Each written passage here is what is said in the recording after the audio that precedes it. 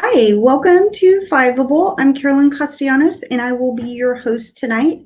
We're going to explore the AP classroom, and my district was part of the classroom pilot, and so I was able to use it last year. And there's a lot of cool features that I hope I can, walk you through, and also answer your questions and alleviate some fears that you might have about the classroom.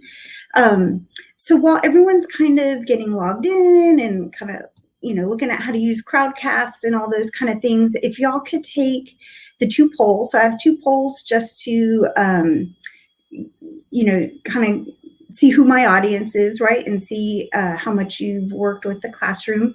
And while y'all do that, I am going to share my screen. So bear with me on the technology. Okay. Why are these back here? All right. It'd be great if we start at the beginning of the slides. There we go. Okay. So yes, I'm putting myself out of that comfort zone and, trying to learn new technology and all of those kind of things. So we are working on that. All right. Okay. All right. So while everyone's kind of getting logged in there, I just want to remind y'all to use, share us, look at us, like us on social media. We're out there. And all right. So today, what we're going to cover in the stream is how to create a class, how students sign up. We're also going to troubleshoot and talk about some mishaps that could happen. And then we're also going to look at the College Board lessons and then the progress checks, the exam bank, and look at some different ways to kind of use everything. So what I would like y'all to do right now, I don't know if you're kind of streaming from your phone or your computer. If you want to follow along and log into the classroom, that might be kind of difficult, but if you want to give it a try, go ahead. And then I'm going to get out of my PowerPoint slides, and then I'm going to actually get into the classroom. So let me do that. So how about y'all drop kind of an emoji in the chat box and let me know how you're feeling. Is everybody with me? Okay.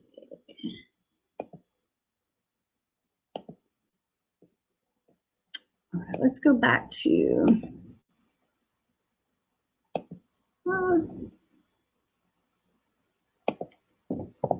okay, so if we go to the website, myap.collegeboard.org. Oh, I'm already logged in. Okay, so when you log in, this is what it's going to look like. Okay, Fiveable's looking good there. Okay, just want to make sure everyone can see the screen and it all looks great. So when you log in, okay, good. It's a little rough getting feedback. I'm used to, kids shouting back at me, so I have to look in that chat box. So it's a little different streaming as opposed to being in front of a live audience. Okay, so when you log in, this is what it's going to look like. Now, you do have to be approved in course audit. So if you've gone through your steps and submitted or downloaded the CED and then submitted it, and your administrator has not approved you, I don't believe you can get in. So make sure they kind of do that ASAP. Okay, so when you come in here, there's this deadline for ordering the exams, and one of the reasons I think College Board did the classroom was to make ordering the exams easier for them. And so you can always refer back to these deadlines. I kind of let my AP coordinator do that, and I really use this for the exam questions.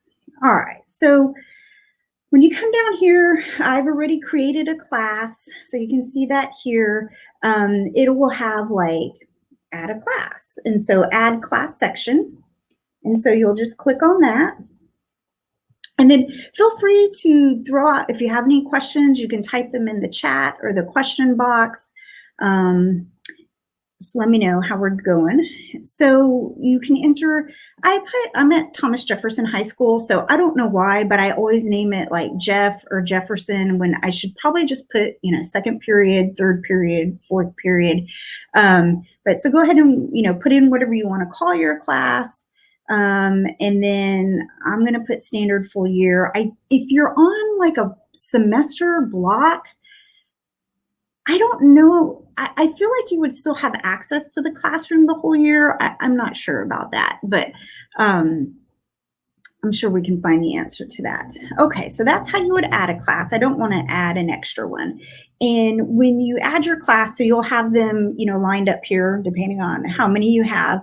Now, I would make separate class sections if you have a lot of students. So if you have 6 sections, you don't want 180 students all in one section, because when you are checking to make sure that they've registered and they're in there and they're going to get their AP exam ordered, it's really hard, when you're combing through 180, and it's going to be so much easier if you kind of do it by first, second, third. And then there's going to be a join code. And so this is what students are going to use to join your class. And you can see I have 15 enrolled. And once they're enrolled, they're signed up to take that exam. And that exam is going to be ordered for them. Okay, so if we click on here, so for the students, it's kind of like joining Google Classroom. It's really not that hard. Okay, so you can see the kids are in here. And then what do we have?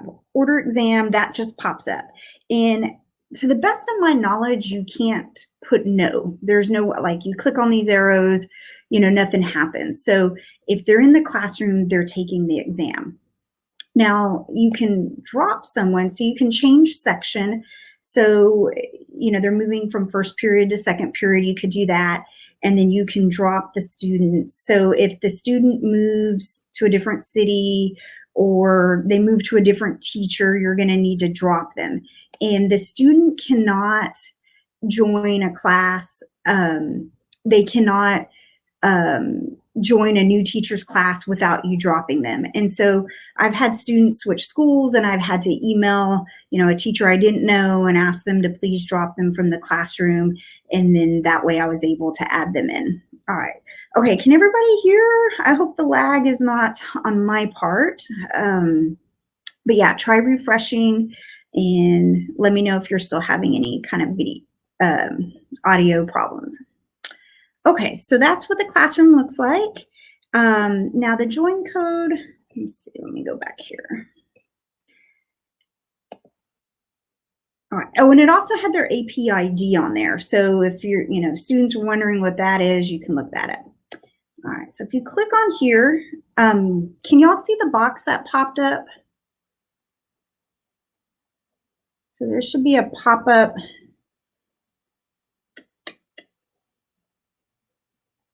Not sure if that's popping up there. Yes. Okay, you good. All right. So often I have to share things. I have to unshare one tab and then share another tab. So, okay. So you see here's the class code. So I just copied and pasted this and then printed it out for my students. So the print code, let's see if that, I bet you can't see this one. Let me go back. Okay, so you can print that out and then, send that out, and then the students can register. Okay, so what do I have next? All right, so any questions so far? Let's kind of get out of here. Now, so some problems. All right, so you need all of your students to register, right, so that they can use your classroom, and then also so that they can take the exam. And some of the problems, so before we get into this part, if your students already have a account with AP, they need to remember that password and username. So College Board is really good. They will not let you make multiple accounts for the same student. So last year, all of my students registered without a problem. This year, in that second period, I have 21 students. And as you can see, only 15 were registered. So I have about 5 students who had an account either from taking AP Human Geography last year or even the PSAT in 8th or 9th grade, and they can't remember their username or password, and so it's not letting them in. So what I suggest, especially if you have freshmen or sophomores and this is the first AP test, is create a spreadsheet, have their student name, and then have them write in their username, their password, and then what email they used. And so it seems like, hey, yeah, I'll remember my password, but believe me, they don't. And so I've already spent 2 class periods trying to get them registered. So it is a little bit of a pain. And ultimately, what they usually end up having to do is call the 1-800 number. And they've got to call College Board, get their password reset. You cannot call for them. They will ask you to put the student on the phone. So this is something you want to kind of block out a day and kind of prepare for this and get this going. Some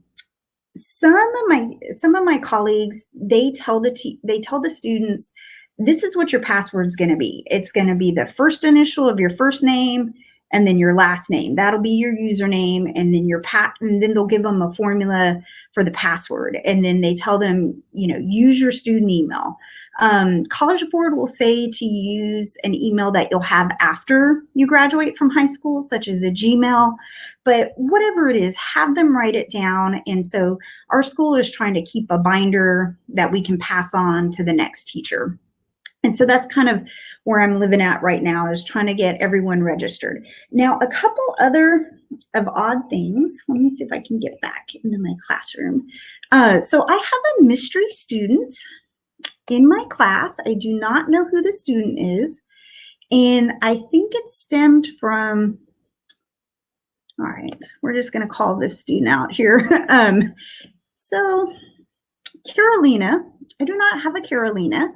And so we're on block scheduling, so I didn't see my students today, but I'll see them tomorrow. And I'm thinking my student with the last name Getta maybe used his sister's ID or something, or this is just a student not in my class. So I'm going to get to the bottom of that, and then I can drop this student.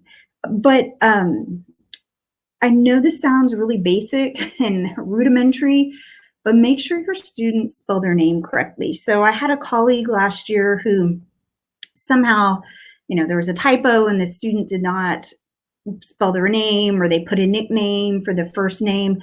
Well, College Board wanted a birth certificate to change that name. And so this particular student actually did not have a birth certificate, well, not a United States one. And so then that opened up a whole can of worms of, is this going to be an immigration issue? So definitely ask them to be careful about that. Okay, are there any questions about kind of signing up for the exam or how to drop a student? You can also maybe drop another emoji in there to let me know how we're doing, if we're ready to move on.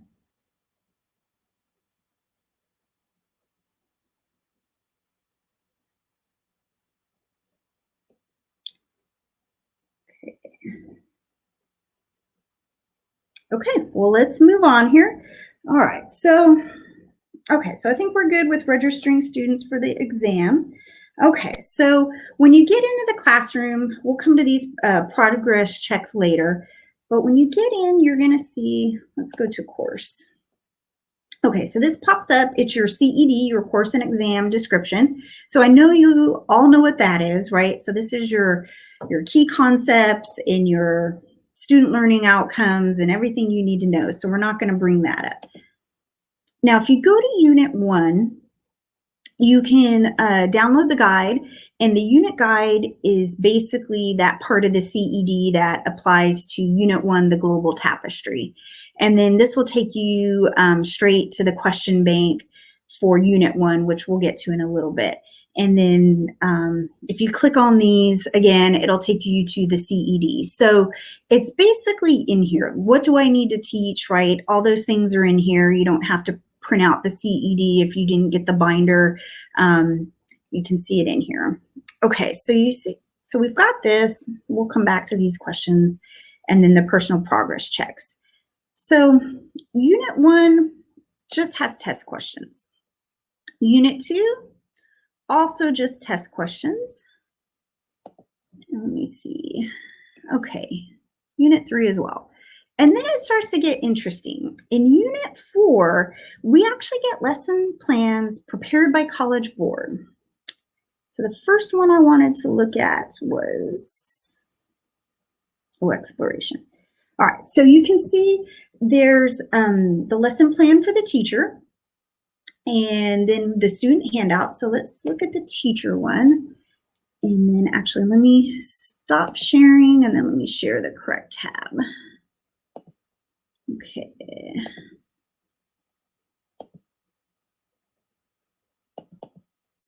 There we go. Okay, can everyone see the exploration page?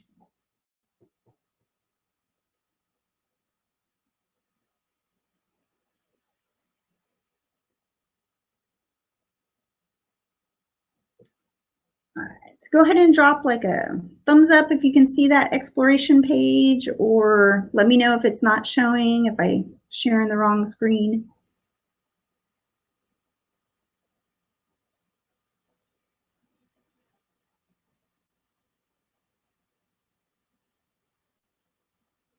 Okay, all right. Thanks, Vanessa. Okay, Vanessa is awake and paying attention here. All right, so this is like real life classroom teaching. Okay, all right. So these lesson plans, they're prepared by College Board, and go back in later and take a look at them. This one, okay, is not that impressive, but that doesn't mean we shouldn't use it. I do like this misconception alert. So these are really kind of cool. Especially if you're a newer teacher or newer to AP, it lets you kind of know where students have confusion. And so that's always pretty awesome, right? Okay, and so this is basically, they've got some charts on navigational technology, and then there's some cause and effect charts, long-term and short-term causes, and then long and short-term effects. And so what is nice is they fill in these effects for you. So if you are a newer teacher, right, some of the work is done for you. And even if you're a longtime teacher, sometimes you're like, oh, I forgot about that effect, or I didn't think about it in that way. So it'll help you out. Now, this lesson, I was kind of like, I do cause and effect charts all the time. I'm able to come up with those. So it wasn't super impressive. But I do these things all the time in my class, so I don't want to kind of slight this lesson. It's actually has a lot of merits, but let me show you some good ones. Okay, so let me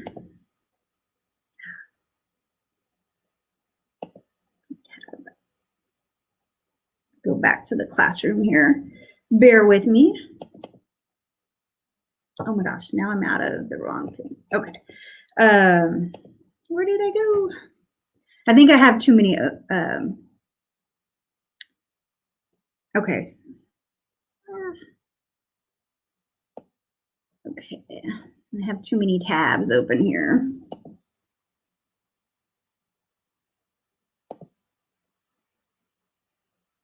Let me stop sharing. All right, let me go back to, all right, technical difficulties. I feel like this is going to take me back to the, okay. All right, so hopefully we're back on that page. Okay, the exploration, okay. Going back to this trade, long distance trade. Okay, this lesson I really liked. Okay, so long distance trade is up here. Again, it has the misconceptions. And so this one is looking at joint stock companies, and a lot of that transatlantic trade coming up after Columbus. And what did I like about it? Oh, it had pictures, it had documents, right? And so this is the Amsterdam Stock Exchange. And so there's a little comparison over here is courtyard of the old exchange in Amsterdam. So I like, this one I felt was a little more kind of engaging and interactive. You've got, the documents to look at, and then the actual lesson I thought was really cute. So it's a coffee house drama, and students will create tableaus. And what I really liked was the tableaus that they create bring in all the different points of view. So as far as trade, so you've got, the joint stock company owners, you've got, the sailors on the ships, you've got the people buying the goods, you've got people, say, in the Spice Islands being exploited. And so this was a really nice lesson, I thought. And so you can see, like, the first tableau is the tobacco business, and the actors are an English lord, 2 tobacco planters, and 2 English East India Company officials. And then you can see there's one, a ship lost at sea in Barbados, China.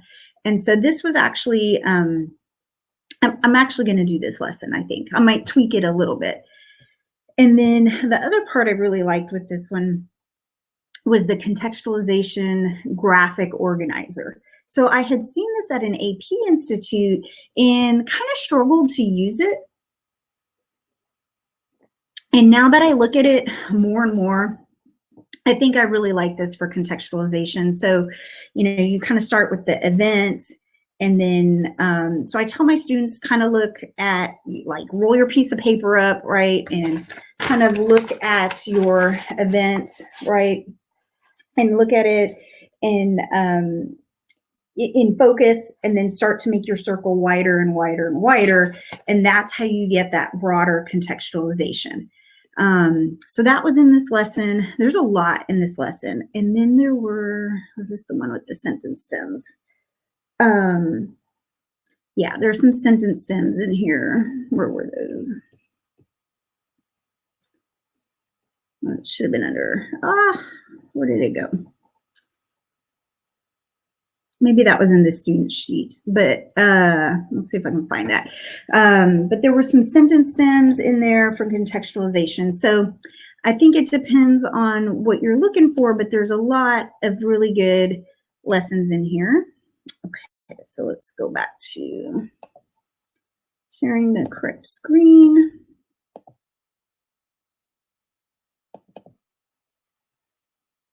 Okay. Unit 4, let's see. Oh, you know what? Okay, I want to look at one more. Let's look at the Enlightenment one. That was the one with the sentence stems. Here we go. Oh, so Enlightenment, Marxism, and gender roles over time. So obviously, I'm going to love that one. Oh, and where's that one? Let's go back. Okay, so let me stop sharing. Let me go back to the right one. Okay, so you should be seeing, let me shorten my screen. Okay, you should be seeing the Enlightenment and gender roles over time.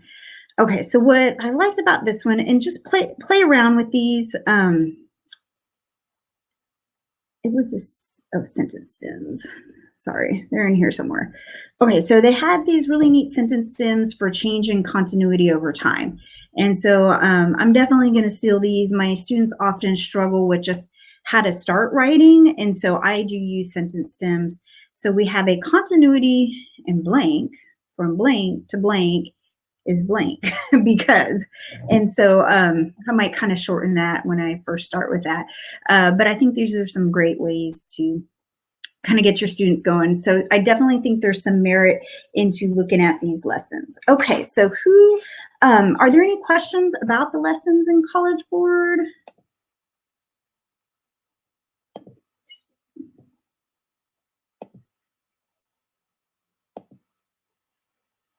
Okay, all right. Eric likes the sentence stems. All right. Okay, so and everybody can see we are back in the classroom here. Okay, so is everyone ready to go to exam questions? Let's try to mess around with these personal progress checks. Okay. All right, so we're going to go up here. We're going to click on personal progress checks. And I'm not going to show any exam questions. So we have all, teachers, we have all signed off that we will not post questions online. Now, some of these questions we can use, others we cannot. If you remember in course audit, you signed something saying that personal progress checks would not be used towards student grades, and they also don't count towards teacher evaluations. So, and then we do have one or two students who logged in, and you're perfectly welcome to be logged in and watching this. But I'm not going to show any exam questions because your teacher might want to use those. And if your teacher isn't using AP Classroom, maybe you can tell them about it and that, you'd be interested in, taking some of these quizzes and stuff.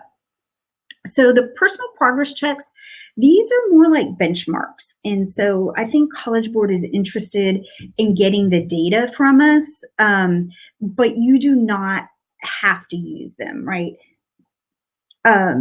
Your AP administrator can make you and go in and see like the progress and see if they students are using it.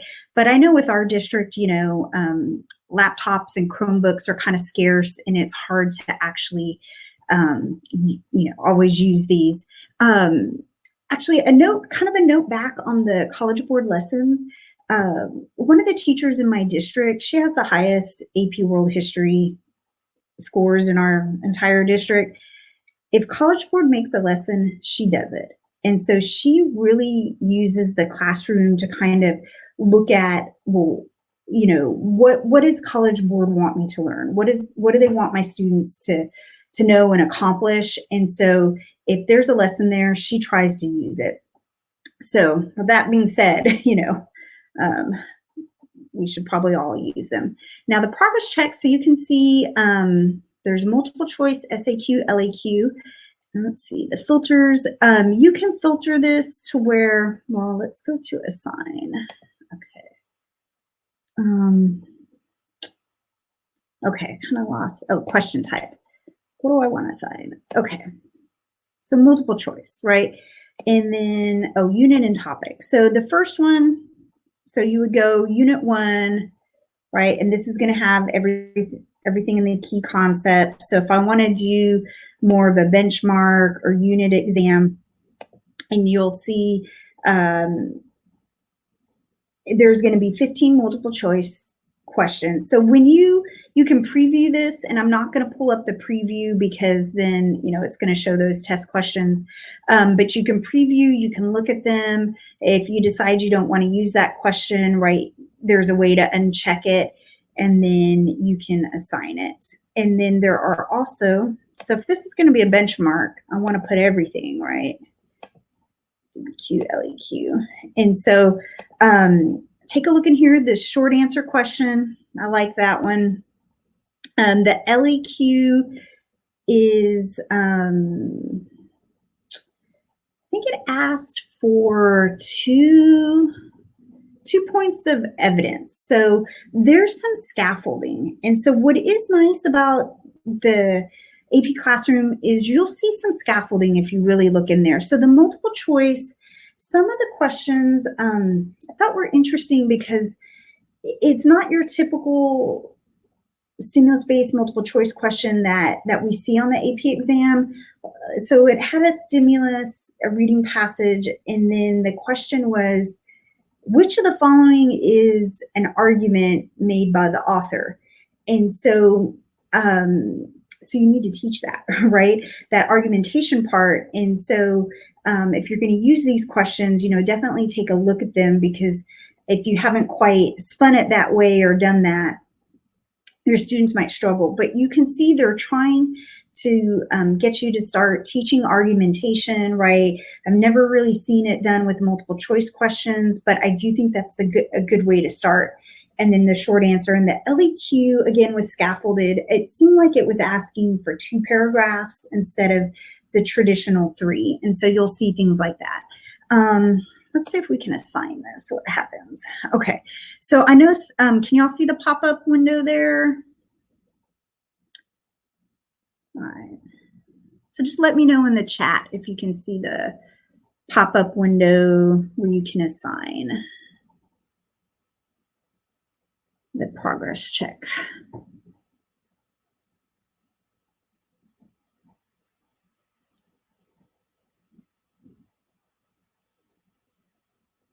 Okay, all right. Okay, and so you can, unlock it now. You can let the students see the results or not, right? So if you're worried about some cheating issues, you can do that. Scramble the question order, set a date and time, kind of set a limit, and all of those kind of things. And let's see, this one, I thought there was a way. I know I played around with the exam bank and there was a way to print these. So you could print these on paper. Okay, let's move on here. All right, how are we doing on time? Okay, so progress checks. So those are all in there. They have them for every unit. Let's go to, progress dashboard. So I haven't assigned any of these, but you should have a summary. And I think this could be really interesting to see at the end of the year how your students are doing. And so all of those questions are going to be tagged to, the objectives, your SPICE themes, right? Social, political, and you can kind of, see where your students might need to kind of tailor those reviews. All right, let's get into this question bank here. Okay. All right, so here's kind of where the magic happens. All right, so let's pick a unit and topic. So these are all, so you can filter by unit 1, right? So if we're in unit 1, you can filter by that, and you can see there's 146 questions. So you can filter by question type. So I want to do multiple choice. And that brought us down to 129 questions. Now, when you start to preview these, you're going to see every question from every AP test is in there. So the old ones without the stimulus are in here, and you may not want to use those. There's a lot of filters up here, but it doesn't quite filter that out. So you do need to kind of go in and preview and look at the questions. Security, this was interesting. Okay, so you could do teacher use only. So that narrows it down to 86 questions. And so these questions are going to be the questions from like the practice exams and the secure, those secure exams. They're in AP course audit. If you unclick that and you do publicly available,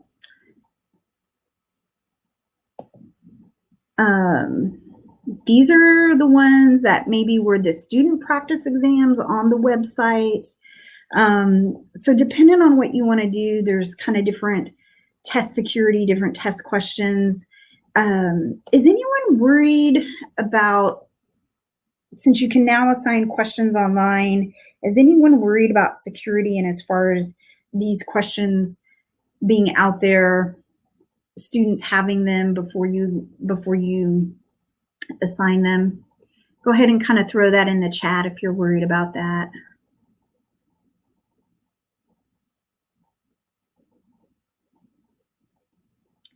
Okay. All right. So I'll give you all a minute to respond. So yeah, I'm actually kind of worried that, you can screenshot anything. So I think having all of these questions out there, I think we do have some definite issues on test security and being able to use these questions over and over again, because I said, if I can screenshot it, the students can screenshot it or take a picture with their phone. So I think we need to maybe kind of start thinking about, different ways. What do we have? Eric said, assume they will wind up online and be accessible to at least some students. Yeah. And then I know the last secure test, the 2018 practice exam, I think they already found that one on Reddit. So it's a little discouraging, but there's a lot of questions in here, and I think it would be hard for students to, get access to every single one of them. Okay, so we have, all right. So let's look at how to kind of assign something. So Again, my colleague who has the highest scores in our district, she really uses this for interventions. So she'll give her test and she uses ZipGrade. Does anyone else use ZipGrade? I really like ZipGrade. You can put tags in there, and so you can put in, your key concepts. You can, put in the spice themes, right? Tag each question like that. And so she does that. And so say she has a student not do well and it's key concept 1.1. All right, so she's going to come use these as interventions. So she'll click this and she'll do multiple choice. All right, and that leaves her with 32 questions. Now, maybe, well, I would probably go with that, right? So let's see. So she'll preview this question. Let's go ahead and add this one. So this is how you make a quiz. So we're gonna call it testy, okay? And then she's gonna look at this one and she's gonna add that one. Let's go ahead and give her 3 questions. All right, so she will then assign these to her students as interventions. So this is part of the reteach or part of the retest part. And so we can save this and then we're going to assign it. Okay, has everyone seen this pop-up box? All right, so I want to let's unlock it. Let's see the results. Oh, take assessment offline. Here we go. So if you do take assessment offline, this is where you can print it. All right, and it should pop up to where I can assign. Well, I played around with this last night. No. Oh, that's right. So you have to click your class period. Okay, so little things like that. Okay, so if I do offline, you can assign it. And then you come back over here and view test books. All right, so it'll show you the printed. I don't know if y'all are gonna be able to see. Okay, it downloaded it, right? And so that's how you would see that printed test. Now, if you have a Chromebook card or you have laptops, I think this is a really good way to give students practice questions. It's a great way to do the interventions. And then, how do I get out of here? Okay, let's move that back to the question bank. Okay, so kind of playing around in here, I found some other really interesting ways to use this. Okay, so let's look at historical thinking skills. So they have anything in here from identify a concept to sourcing. So identify a source's point of view. So say I want to review at the end of the year, and I know my students are still struggling with this, I can assign them questions. And so this was all on identifying a source's point of view, and I think a couple other things. And I've got 31 questions. So I could do these by unit. So if I want to, there's a couple for unit 2, a couple for 4, 5, 6, and maybe use these as kind of practice reviews. I could do that. If they're struggling with compare and contrast, you could give them all compare and contrast. The thematic focus, so we can see our spice themes or spice tea or pieces in here. Something else I kind of looked at was I'm always trying to predict the DBQ, and I'm not very good at it. So you can look in here and see like kind of what might be on the DBQ. And so it's like, this is the cultural, right? So if we tag cultural and then you go to question type, let's do DBQ. Okay, so they have 4 DBQs that deal with the cultural theme. Okay, so that's a pretty good sample. So let's try something else. Let's try environment. Well, there's only one, and I think this is only part of the DBQ. The missionaries in Africa has kind of an environmental focus to it. So if you kind of play around in here, you can see which themes are probably going to have more questions, and it is not environmental or effective, how we adapt and change the environment. The big one, government. Government was a big one. You're going to see 15 DBQ questions, right? And you can also look at the short answer, the LEQ, and try to make some predictions, or at least try to, kind of focus some of your assessments on these. Okay. And then assessment purpose and source. Oh, here was, this is another way you can kind of sort. So these would be like from old AP exams, right? But again, it's going to have the non-stimulus based questions. So there's a lot of different ways you can go in here. Exam alignment. I did see some chatter on the AP World Teachers Facebook page. So we want perfect alignment, right? So this would be more of your stimulus-based questions aligned with the test that they might be getting in May. Yeah, you really, again, we're not going to look at the questions specifically, but if you look, even in those progress checks, that first one, some of the questions on Dar al-Islam, they were really specific to the Abbasid Empire. And you'll see that in here. Like some of them, you're like, oh, this is a perfect question, I can use it. And others, you're like, well, I thought this was kind of more of a broad theme. So you've really got to kind of look and see what you can, use. Let's see, what else? But I really was kind of into this thematic focus. So again, if we want to, technology is kind of our new theme. And it's not really new. It was lumped in with the environment.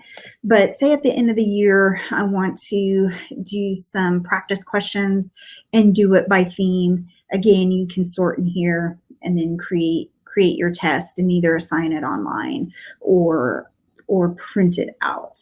What else do we have? Okay. Okay. So we also have a comment saying, I assume that a lot of the questions in the bank are the ones that didn't make the cut to be used on the actual exam. And I agree. You'll see some of the questions are better than others, but still useful practice. And yeah, so I agree that it's definitely useful practice. And I did use these questions last year, and I am using them this year. And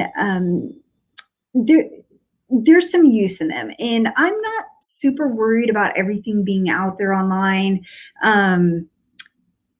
Kind of the really innovative cheating is not an issue at my school. It was an issue at my old school where, they've probably already hacked into my account and figured everything out.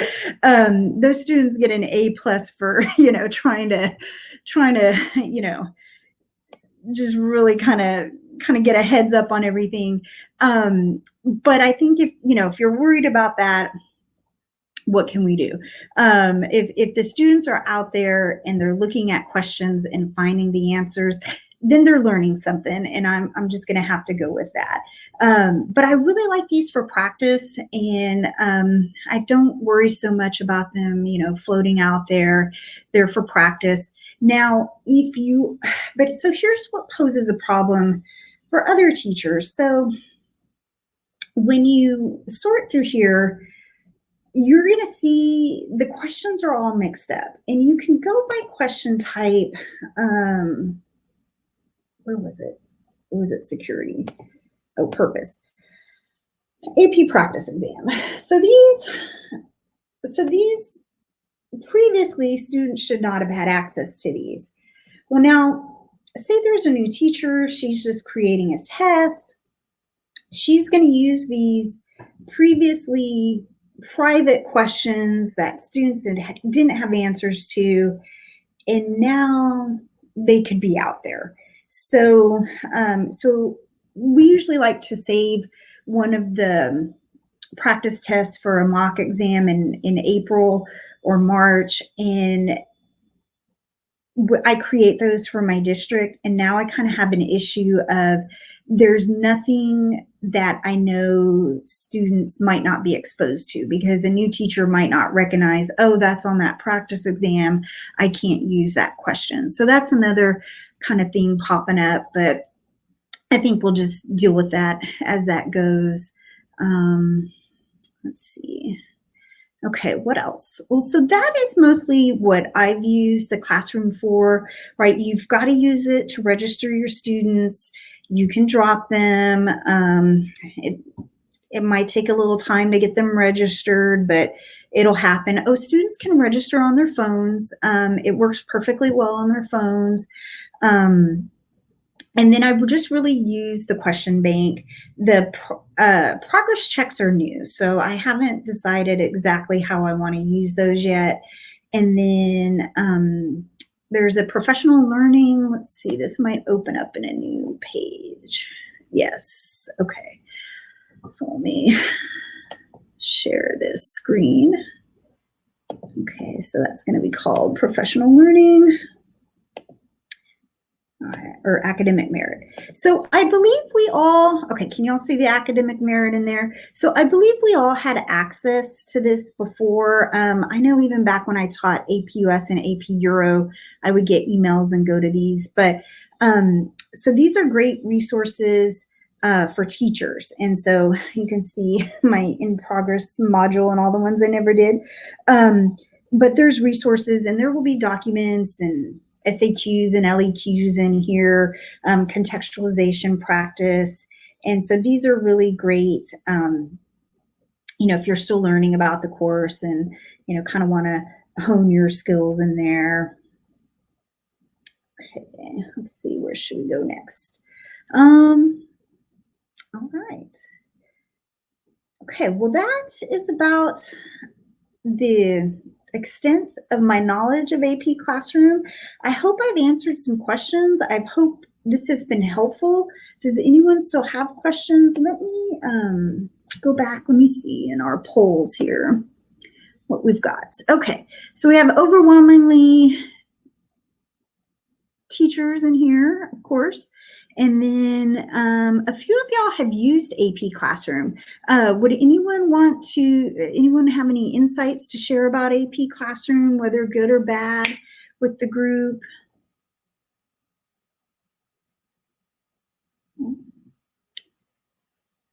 Okay.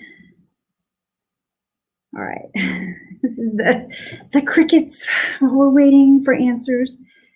Okay, well, if there aren't any questions, I'll give a little more wait time to give y'all a little, few more seconds to answer.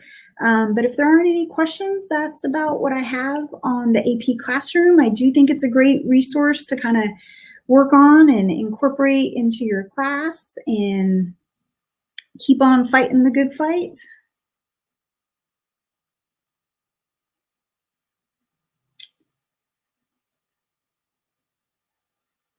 Okay. All right. Well, I guess that concludes our stream. Thank you so much for tuning in. And I hope to see you next time. We've got Shruti and Varun and Skylar Walters on Labor Day. And then we have a lot of streams lined up after Labor Day. So thank you so much and have a great weekend.